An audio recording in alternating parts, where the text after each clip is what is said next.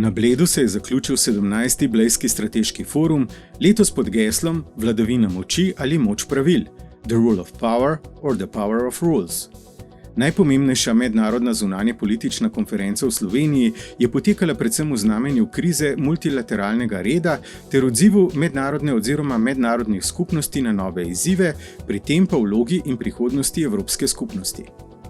Prvič v zgodovini se je foruma udeležila tudi predsednica Evropske komisije Ursula von der Leyen, ki je skupaj s predsednikom Republike Slovenije Borutom Pahorjem in ministrico za zunanje zadeve Tanjo Fajon otvorila konferenco, preko video povezave pa je zbrane nagovoril tudi ukrajinski predsednik Volodimir Zelenski.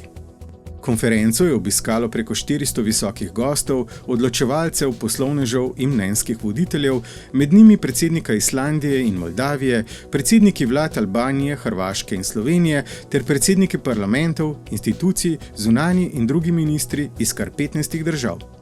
Na povabilo organizatorjev se je dogajanja udeležil tudi predsednik VZMD mag.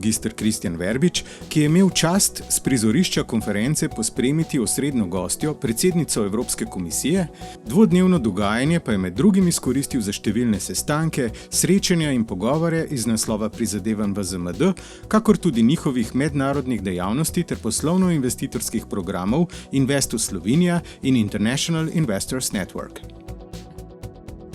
VZMD sicer že od leta 2012 aktivno sodeluje na Blejskem strateškem forumu, ki mu je lansko leto sledila tudi mednarodna investitorska konferenca, ki jo je VZMD pripravil na Bledu skupaj z Evropsko federacijo investitorjev kot spremljevalni dogodek slovenskega predsedovanja Svetu Evropske unije.